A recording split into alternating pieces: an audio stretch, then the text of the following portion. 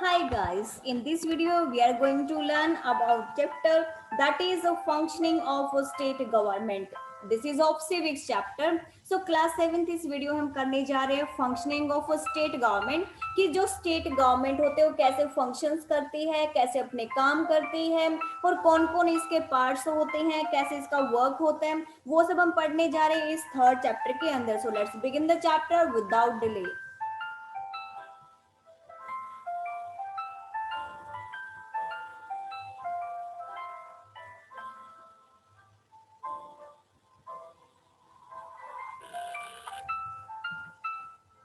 State government. So state and local government, you know that in the previous chapter कि आपको previous chapter में बताया गया था कि जो गवर्नमेंट होती है वो तीन तरह से काम करती है.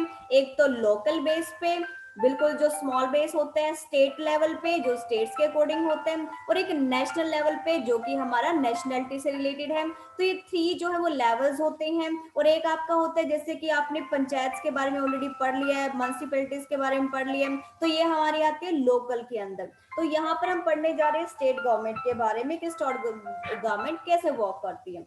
जो ब्रांचेस होती है स्टेट गवर्नमेंट की वो कैसे हैं. देखो, सबसे पहले स्टेट गवर्नमेंट के अंदर लेजिस्लेटिव आती है, ठीक है, जिसमें कि हाउस और सेनेट टू टाइप्स होते हैं. और ये क्या करते हैं, इनका काम होता है लॉ बनाना, इनका काम होता है रूल्स को बनाना, कानून को बनाना, नियमों को बनाना. उसके बाद होता है सेकंड काम, अगर लॉ बन जाता है, बनने के बाद क्या है कि सेकंड पार्टी का वर्क स्टार्ट हो जाता है, जो कि जैसे गवर्नर होते हैं, एग्जीक्यूटिव ऑफिसर्स होते हैं या एजेंसीज होती हैं. उनका काम होता है कि जो लॉज बना दिए गए हैं, जो कानून बना दिया गया है, उसको जो है वो वर्क में लेके आना, प्रोसेस में लेके आना, उसको आगे अप्लाई कराना. नेक्स्ट होता है आपका जुडिशियल. जुडिशियल आपको पता है कोर्ट से रिलेटेड होता है कि अगर कोई भी लॉ अच्छे से नहीं बना है या फिर किसी की वेलफेयर के लिए नहीं बना है, तो उसके लिए वो क्या करते हैं, इसमें जो कोर्ट है वो इंटरप्ट कर सकता है कि ये लॉ इन लोगों के लिए सही नहीं है. या फिर कोई भी पर्टिकुलर जो कैटेगरी होती है, जैसे मान लो कि फार्मर्स के लिए कोई लॉ सही नहीं है, तो उसको क्या है कि वो कोर्ट में जाकर के उसको चैलेंज कर सकते हैं कि ये लॉ हमारे अगेंस्ट है. तो वहां पर कोर्ट जो है उस लॉ के अंदर क्या करता है, इंटरप्ट करता है कि ये उनके लिए सही नहीं है. नेक्स्ट आपका आता है जो लेजिस्लेटिव ब्रांच होती है, उसमें टू टाइप्स होते हैं. पहला होता है अपर चैम्बर, दूसरा होता है लोअर चैम्बर. जो अपर चैम्बर होता है उसको बोलते हैं स्टेट सेनेट, और जो आपका लोअर चैम्बर होता है उसको हम कई नामों से बुलाते हैं, जैसे होता है हाउस ऑफ रिप्रेजेंटेटिव्स, या हम उसको बोल सकते हैं हाउस ऑफ डेलीगेट्स, या बोल सकते हैं स्टेट असेंबली, या फिर general assembly. Assembly depending on your state. जो असेंबली होती है ये आपके स्टेट पे डिपेंड करता है कि आप किस नाम से जो है लोअर चैम्बर को बुलाते हैं. नेक्स्ट है आपका कुछ इंपॉर्टेंट टर्म्स हैं आपके, जैसे लेजिस्लेचर होता है. ये क्या होता है, एक ब्रांच होती है गवर्नमेंट की, जिसमें कि अपनी पावर को शो करते हुए ये क्या करते हैं, कानून को बनाते हैं, लॉ को बनाते हैं. एक होता है मेजोरिटी. मेजोरिटी क्या होती है यहाँ पर कि एक ऐसी सिचुएशन होती है जिसमें कि पार्टी 50% से ज्यादा वोट्स को हासिल कर लेते हैं और उनकी ही गवर्नमेंट बन जाती है. वही अपने रूल्स रेगुलेशन को फिर यहाँ पर फॉलो करवाते हैं. नेक्स्ट होता है स्पीकर. स्पीकर होता है सभी एमएलए का हेड, जो कि कहां पर बैठता है, लेजिस्लेटिव असेंबली में बैठता है, विधानसभा में बैठता है, और ये सभी एमएलए का हेड होता है स्पीकर. नेक्स्ट होता है ऑपोजिशन. ऑपोजिशन आपको पता है कि जो अपोजिट पार्टी में बैठते हैं, मींस ये वो एमएलए होते हैं जिनकी पार्टी नहीं बनती, जो कि रूल्स नहीं चला सकते, लेकिन हाँ जो रूल्स इन्होंने बनाए हैं, किन्होंने, जो कि पार्टी जीत चुके हैं, जो गवर्नमेंट के अंदर आ चुके हैं, उन्होंने जो रूल्स बनाए हैं उनके रूल्स में ये इंटरप्ट कर सकते हैं और ये पूछ सकते हैं कि भी आपने कानून क्यों बनाया, किस लिए बनाया. ये हमेशा इंटरप्ट ही करते रहते हैं. नेक्स्ट होता है लेजिस्लेशन. लेजिस्लेशन क्या होता है, मेकिंग एंड पासिंग लॉज, मतलब कानून को बनाना और उसको पास करना. ये किसका काम होता है, लेजिस्लेशन का काम होता है कि आपने कानून बनाया फिर उसको पास कर दिया कि ये कानून जो है वो सही है और इसको पास कर दिया जाए और फिर उसको जो है वो प्रोसेस में लेके आया जाए. नेक्स्ट होता है आपका ऑर्डिनेंस. ऑर्डिनेंस क्या होता है, एक टेम्परेरी लॉ होता है, ये परमानेंट नहीं होता, ये सिर्फ कुछ टाइम के लिए ही होता है. This is depends upon the time और सिचुएशन. सिचुएशन पे डिपेंड करता है कि उसके एक छोटा सा जो है वो लॉ निकाल दिया जाता है टेम्परेरी बेसिस पे. नेक्स्ट आपका होता है कोलिशन। कोलिशन क्या होता है आपका, पैक्ट होता है या फिर ट्रीटी होता है, जिसको क्या करते हैं, या तो इंडिविजुअल पर्सन होता है या फिर ग्रुप ऑफ पर्सन होते हैं, जो क्या करते हैं ज्वाइंट एक्शन, जो भी एक्शन सिर्फ सिंगल पर्सन नहीं लेता, जो एक से ज्यादा लोग जो एक्शन लेते हैं उसमें कॉपरेट मीन्स कॉपरेशन दिखाया जाता है, अपना कॉपरेशन अपना सहयोग दिखाते हैं, जो कि ज्वाइंट एक्शन होता है, जो कि किसी एक ने एक्शन नहीं लिया होता, जो कि एक से ज्यादा ने एक्शन लिया होता है। नेक्स्ट आपका होता है यूनि। जहां पर भी यूनि वर्ड लग जाए इसका मतलब होता है सिंगल, जहां पर बाई लग जाते हैं इसका मतलब होता है डबल। तो यूनि कैमरलिज्म, यूनिकैमरलिज्म का मतलब क्या होता है कि ऐसा स्टेट जहां पर सिर्फ एक ही लेजिस्लेटिव बॉडी होती है। और बाई कैमरलिज्म क्या होता है कि जहां पर ऐसा स्टेट जहां पर एक से ज्यादा मीन्स टू जो है वो लेजिस्लेटिव बॉडीज होती हैं। कॉन्स्टिट्यूंसी क्या होता है, यहाँ पर एक ऐसा एरिया होता है जिसमें से एमएलए इलेक्ट होके जाता है, जहां से एमएलए जीत के जाता है। नेक्स्ट आपका आता है जो स्टेट लेजिस्लेचर होता है वो कंसिस्ट करता है लेजिस्लेटिव असेंबली को, इसको हम क्या बोलते हैं, विधानसभा। और जो काउंसलिंग होती है काउंसिल, उसको हम बोलते हैं विधान परिषद।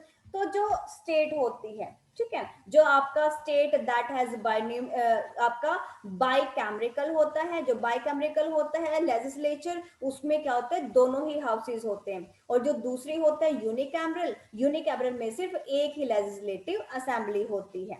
मिस बाई में तो क्या होते हैं कि टू हाउस होते हैं, दोनों ही हाउस होते हैं, लेकिन जो यूनिकैमरल है क्योंकि सिंगल होती है तो इसमें सिंगल ही लेजिस्लेटिव असेंबली होती है। नेक्स्ट आपका आता है लेजिस्लेटिव असेंबली मेंबर्स, इनको हम क्या बोलते हैं, एमएलए बोलते हैं, क्योंकि जो एमएलए की फुल फॉर्म होती है वो क्या होते हैं, मेंबर ऑफ लेजिस्लेटिव असेंबली।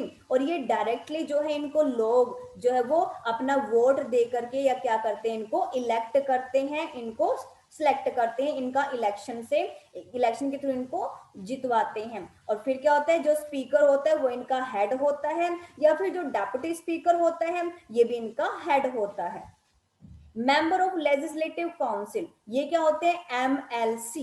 ठीक है, एमएलसी, एमएलसी कौन होते हैं, ये पार्शली में सिर्फ कुछ टाइम के लिए नॉमिनेटेड होते हैं, या फिर इनको पार्शली भी बोलते, जैसे यहाँ पे दिखाया गया है। इसके बाद क्या होता है, ये जो चेयरपर्सन होता है, जो चेयरमैन होता है वो उनका लीडर होता है। गवर्नमेंट ऑफ स्टेट, जो गवर्नमेंट ऑफ स्टेट होती है उसमें क्या है, नॉमिनल हेड होता है, ठीक है, सॉरी जो गवर्नर होता है, गवर्नर जो है वो स्टेट का क्या होता है, नॉमिनल हेड होता है। लेकिन जो रियल पावर होती है स्टेट की वो किसके हाथों में होती है, चीफ मिनिस्टर मीन्स सीएम के हाथों में होती है। जो सीएम होता है वो लीडर होता है सारी पार्टी का, जिसके अंडर सारे एमएलए आते हैं उसके स्टेट के, एक स्टेट के जो सारे एमएलए होते हैं वो उसके अंडर आते हैं, और जो चीफ मिनिस्टर होता है इसका हेड होता है।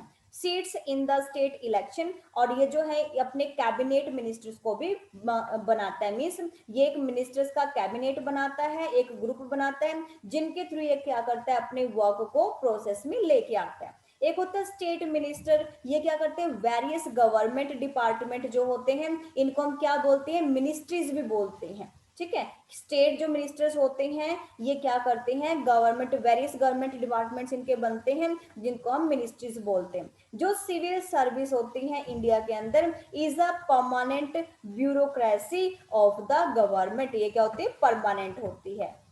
जैसे इस असेंबली में आपको दिखाया कि कैसे एमएलए जो है किस तरह से बैठे हुए होते हैं और कैसे विधानसभा को चलाते हैं। फिर आपका आता है कि जो इंडियन जो है, India is a union of 28 state, यहाँ पर जो 28 अब तो 29 हो गए, तो ये चेंज हो चुके हैं आपके, क्या है यहाँ पर स्टेट हो चुके, जो 7 टेरिटरीज आपकी इंक्लूड हो गए इसके अंदर। फिर आपका आता है स्टेट लेजिस्लेचर, जो स्टेट लेजिस्लेचर है इसमें क्या होता है, असेंबली होती है, इसको हम विधानसभा बोलते हैं, और जो काउंसिल होते हैं उसको विधान परिषद बोलते हैं। इसको जो ये बायोकैमरल होता है, जैसे मैंने आपको बताया, इसमें जो है 2 हाउसेज होते हैं, और यूनिकैमरल में क्या होता है, 1 हाउस होता है स्टेट के अंदर। अब जैसे यहाँ पर लेजिस्लेटिव असेंबली, इसमें क्या होता है, मेंबर जो होते हैं इनको क्या बोलते हैं, लेजिस्लेटिव असेंबली में इनको हम एमएलए बोलते हैं। जो विधानसभा होती है वो रिप्रेजेंट करती है लोगों को, जिसमें कि विधानसभा को हम लोकसभा, और मतलब ये सेंटर में होते हैं विधानसभा से लोकसभा, ठीक है। तो हम इसको कंपेयर कर सकते हैं, और इसका जो साइज होता है विधानसभा का काफी बड़ा होता है, जिसमें कि बहुत सारे लोग आकर के बैठते हैं। मिस ये एमएलए इसके अंदर जो इलेक्टिव होके आते हैं, मिस जो एमएलए इलेक्ट होके आते हैं, इलेक्शन जीत के आते हैं, वो अपनी गवर्नमेंट बनाते हैं, अपनी गवर्नमेंट में बैठते हैं जिनका रूल्स चलता है मिनिस्टर्स के साथ, और जो एमएलए नहीं जीतते वो ऑपोजिशन पार्टी में बैठते हैं। और इनकी जो है यहाँ पर इंडिया के अंदर 25 ईयर से ओवर इनकी एज जो वो होनी चाहिए। मिस एमएलए बनने के लिए आपको जो है एक तो इंडिया का सिटीजन होना चाहिए, दूसरा आपकी जो एज है वो 25 ईयर से ज्यादा होनी चाहिए। हु इज द स्पीकर, अब स्पीकर कौन होता है आपको पता है, स्पीकर या डेप्यूटी स्पीकर कौन होता है, वो एमएलए का हेड होता है, ठीक है। इज इलेक्टेड बाय, इसको इलेक्ट कौन करता है, एमएलए इलेक्ट करते हैं अपने आप से ही, अपने आप में से ही जो है इसको क्या करते हैं, इलेक्ट कर लेते हैं एमएलए। और एमएलए का इलेक्शन कैसे होता है, जैसे हर एक पर्सन जो है वो क्या करता है, जाकर के वोट डालता है और वो क्या करते हैं, उसको इलेक्ट करते हैं। मीन्स ये जो है वो जनता पे डिपेंड करते हैं, लेकिन जो स्पीकर और डेप्यूटी स्पीकर होते हैं वो डिपेंड करते हैं एमएलए में से, ठीक है। और ये जो होता है, जो मेंटेनेंस ऑफ ऑर्डर होता है इन द हाउस, ये क्या होता है आपका, इसको क्या बोलते हैं, मेंटेनेंस। ये क्या करते हैं, जो हाउस के अंदर जो ऑर्डर होते हैं उनको मेंटेन करके रखते हैं, और जो बिल होते हैं उनको ड्राफ्ट करवाते हैं, उनको प्रपोज करवाते हैं, लॉ के अंदर उसको लेके आते हैं। Votes are cast by the MLA in the favour of or the against it. अब इसके अंदर वोट भी डाले जाते हैं, ठीक है, वो एमएलए के फेवर में भी हो सकती हैं या फिर उसके अगेंस्ट भी हो सकती हैं। During a time the speaker में कास्ट हिज वोट, जो स्पीकर होता है वो भी अपनी क्या कर सकता है, वोट इसमें डाल सकता है। जो विधानसभा होती है वो 5 ईयर्स के लिए होती है, इसका जो टर्नओवर क्या होता है, टेन्योर क्या होता है, 5 ईयर्स का होता है। और जो स्टेट इलेक्शंस होते हैं विधानसभा के, ठीक है, वो जो है हर 5 ईयर्स में जो है वो करवाए जाते हैं, ठीक है। और यहाँ पर जो ब्रेक डाउन होता है गवर्नर का, ये जो वो डिसोल्व भी हो सकता है बहुत बार, ठीक है। Be done the MLA bring the non confidence, अगर ये होता है नॉन कॉन्फिडेंस भी हो सकता है कई बार, और motion against the ruling party of the collision. यहाँ पर क्या होता है, जो मिड टर्म पोल होते हैं ये जो है वो टाइम से पहले भी कई बार किए जा सकते हैं। मीन्स कई बार क्या होता है, किसी की गवर्नमेंट गिर जाती है जिसकी वजह से क्या होता है, फिर दोबारा से इनके इलेक्शन करवाए जाते हैं।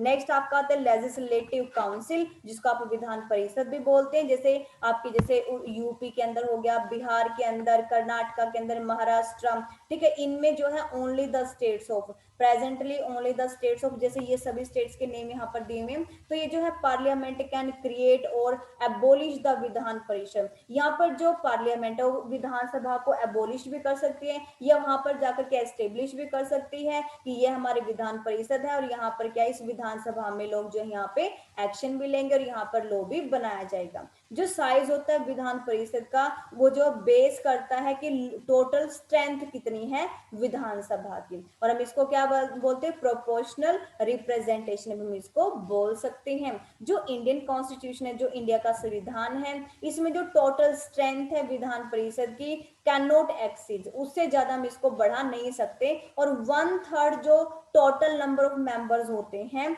विधान परिषद विधानसभा में, and in no case can it be less than 40 members, मतलब 40 मेंबर से ज्यादा हम इसमें कम नहीं कर सकते। जबकि जम्मू कश्मीर में जो वो 36 मेंबर्स ही हैं, लेकिन अदर स्टेट्स में इंडिया के 40 से कम कहीं भी नहीं है।